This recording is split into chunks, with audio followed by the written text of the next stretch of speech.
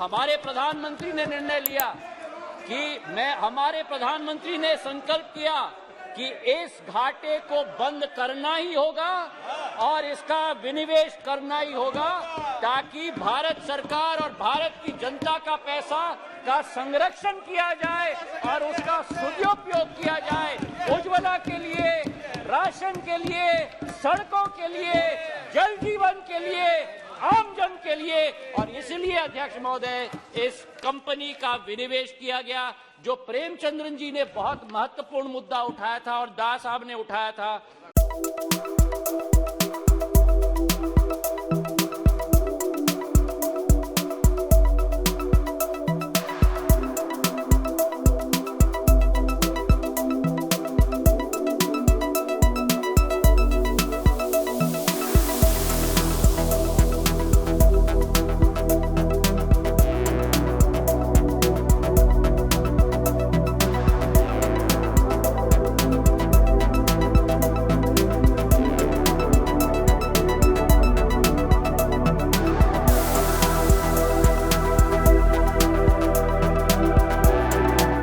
Air India अध्यक्ष महोदय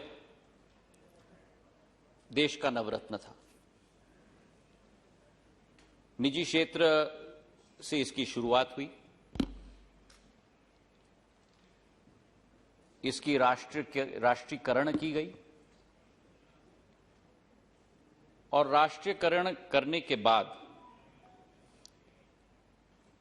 कई साल इसे सफलतापूर्वक चलाया गया था। जो आज एयर इंडिया की स्थिति हुई है, जो सुदीप दा ने वर्णन किया और प्रेमचंद्र जी ने बड़े विस्तृत तरीके से अपने चर्चा में और कट मोशंस में चिंता भी जताई है।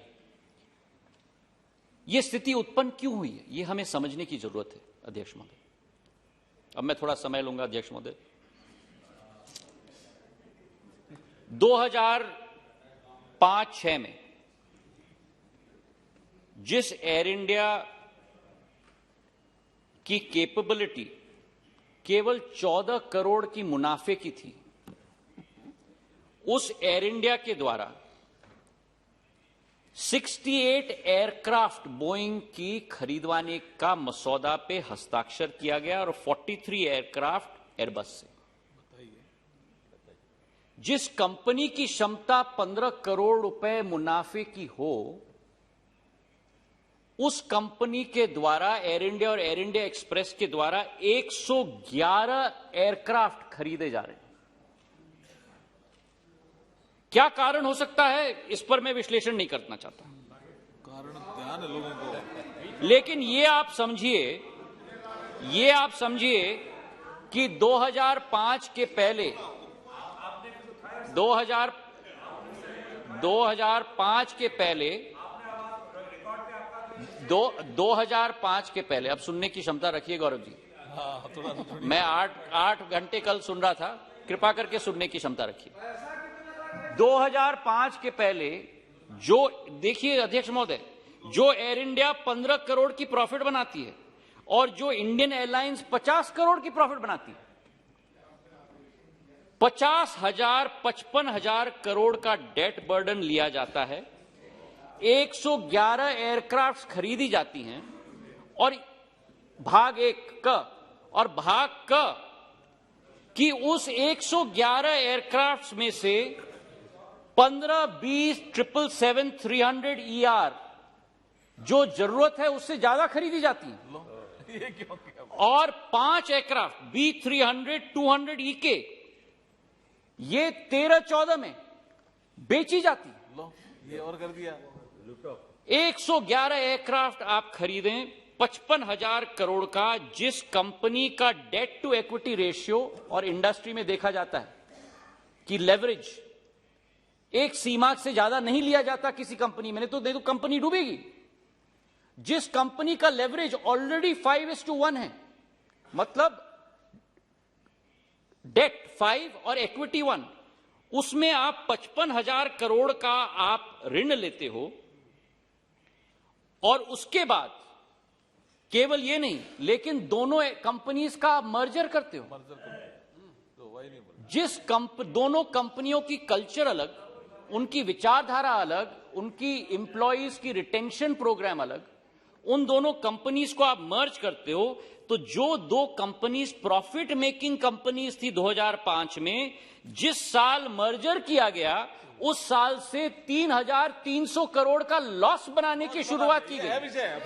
और हर वर्ष 2007-8 से अध्यक्ष महोदय, अब देखिए अध्यक्ष महोदय, दाने मुझसे पूछा है तो मुझे जवाब देने का मौका दिया जाए, मुझे जवाब देने का मौका दिया जाए।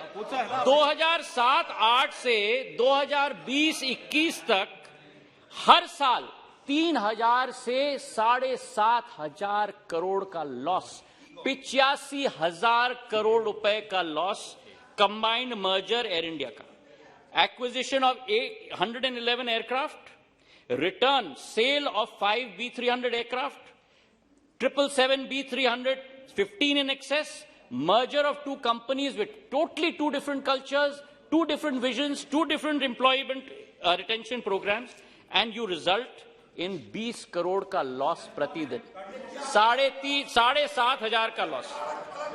अब इसके आगे सुनिए अध्यक्ष महोदय, अब अध्यक्ष महोदय,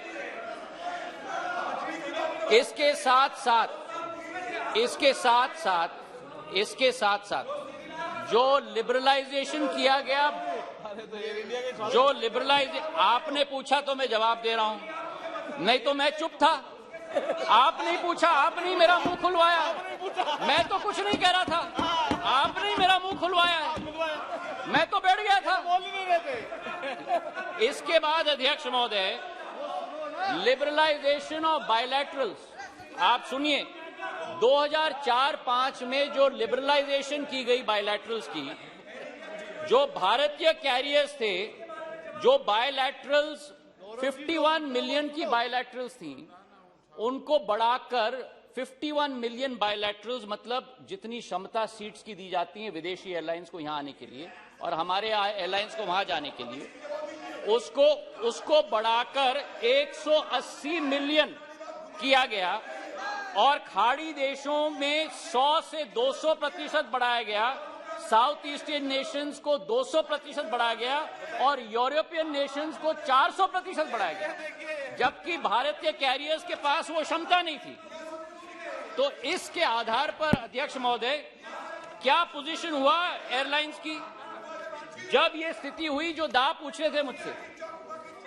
14 साल के लॉसेस 85,000 करोड़, भारत सरकार की इक्विटी की infusion 54,000 crore, government grant 50,000 crore, 190,000 crore तो ये हो गया, और वर्तमान का नेट डेट था 66,000 करोड़, तो 2,50,000 करोड़ की खाई एयर इंडिया में उत्पन्न हो गई थी। और ये पैसा भारत सरकार का नहीं है, ये पैसा भारत के 135 करोड़ जनता का पैसा है।